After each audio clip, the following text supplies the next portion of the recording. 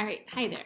So in this video, in 5 minutes time, we're going to try and talk through the first of the lesson documents, which is a review document you've seen before called Setting Up Your Brain Bookshelf. Just as a quick review, we'll go over the first and the second of these before really spending a little bit more time with the third section about normative ethics. But before we do that, trying to remind you again what the two different struggles were that I said all ethical dilemmas happen within, right? The first is between the heart and the head, and trying to wrestle with which of those parts of us, what we feel that we should do or what we think we should do, comes to the forefront in making an ethical decision. Another struggle is between the particular circumstances and the universal. This one is maybe not quite as intuitive, but for example, you know that cheating is universally wrong, like you just shouldn't cheat. And yet you'll find yourself in a particular situation where you feel compelled to cheat, right? So there's a struggle there between what you know to be universally true and then wondering if the particular instance in which you find yourself is one that should be an exception to that rule. So I want you to keep those in the back of your mind because we're going to be talking about kind of a shift that has happened over the history of ethical thought. So number one on setting up your brain bookshelf, the little overview that I've got here for you. Just to remind you where we're looking here when we're talking about ethics, it's just a subfield of axiology, which is one of the four major fields of philosophy, at least according to me. There's different people who break these down slightly differently.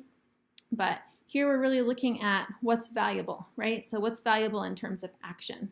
And we saw that for Aristotle, the answer is what's valuable in terms of action is also strangely the same thing that's valuable in terms of art and aesthetics, right? And in both cases, it's what's beautiful.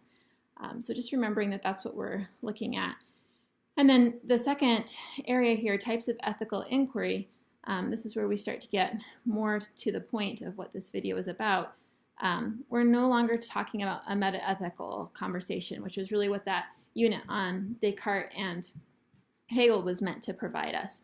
The chance to talk about the terms in which we talk about ethics. So if we're going to say that ethics has to do with being a certain kind of person, really understanding what it means to be a person at all has to be first, right? Like that's the meta-ethical conversation.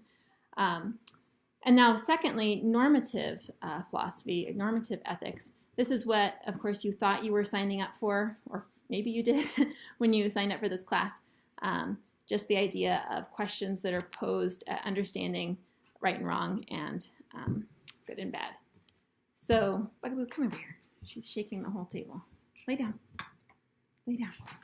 Sit. Okay, oh my goodness, I'm almost out of my time. Let's see. So that's what I really want to look at as normative. You can see that descriptive and applied also have a place to play, and we'll be talking more about some applied ethics at the end of this unit.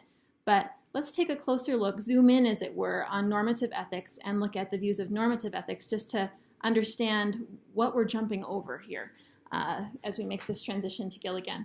So virtue ethics, look, as we go through this list, think carefully about those two struggles and think maybe about which side of those struggles is characterized by these thinkers. So virtue ethics, to decide what is good and bad. Where is the norm, right? Where is the standard? Where is the normative? Aristotle says that you need to look at a certain quality of the individual, their character, and related to that, their intention, right? Like where they're aiming their bow when they do their action. If that person meant well and was smart enough to know what meaning well is, then their action is virtuous, even if the consequence went terribly awry, right? Behaving virtuously is highly enjoyable. So where do I look to determine if ethical action has happened? Do I look at the particular? Do I look at the universal? Do I look at the head, or do I look at the heart? And for Aristotle, and this might be me being a little biased because I think he's amazing, but that both of those struggles are intertwined here, right? You've got the particular circumstance in which you're trying to aim for the beautiful that shows up in the particular. And the beautiful is always universal. It's always objective, and yet it shows up in highly contextual ways. And when I go to try and shoot for it, both my heart and my head, or in Aristotle language, my black horse and my white horse, need to be aligned and moving towards that goal together in a harmony and harmonious kind of way. So Now we move on to deontological ethics, and as I promised, this is Kant's area. Deontology means the study of things that should be done, so this is a duty-based ethics, and here we look not to the particular character of the person doing the action, but the reason why the person felt obligated to do what they did. If this reason aligns with reasonable moral duty, the action was virtuous, though likely not if they enjoyed doing it, since that clouds one's reason. This obviously gets quite complicated, but what I want you to hold on to here is this shift from looking at the whole person to simply looking at the reason that they used to do the action that they did. And then number 3, consequentialist ethics. This is the ethics that Mill will be known for. And here we are looking at the idea that what makes an action good or bad is the consequence, right? So what makes this interesting is that none of us knows the consequence ahead of time. You can try to know the consequence ahead of time, but it means that you're trying to anticipate what's going to happen as a judge of the quality of the action that you're about to do.